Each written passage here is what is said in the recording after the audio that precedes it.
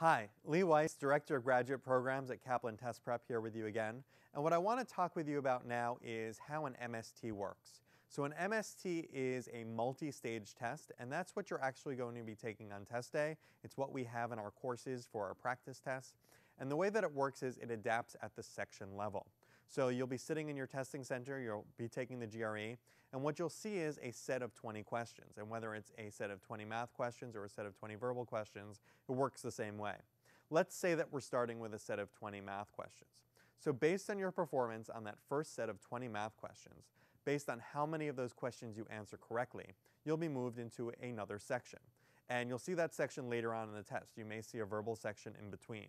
But when you get to that next math section, based on how many you answered correctly last time, you'll see a new math section. If you did about average on that first set of 20 questions, you'll be moved into section 2B, which are about average level difficulty questions, which is fine, except there will be a ceiling on your score. There will only be so well that you can do because you only got a certain number of questions right from the first section. So there'll only be average level difficulty questions in front of you.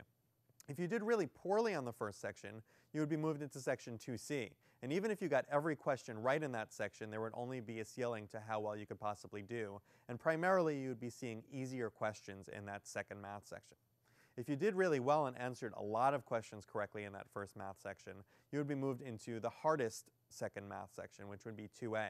And the questions would be challenging. You would see a lot of advanced content, but you would have the capacity to get a much higher score. You could even get a perfect score for being in that group.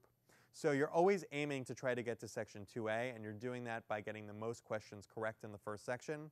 And then your score from the second section is based both on the number of questions you answer correctly in that section and the difficulty level of the questions in that section. So your score is comprised of number correct in the first section and number correct times some factor of difficulty level of the questions you answered correctly in the second section.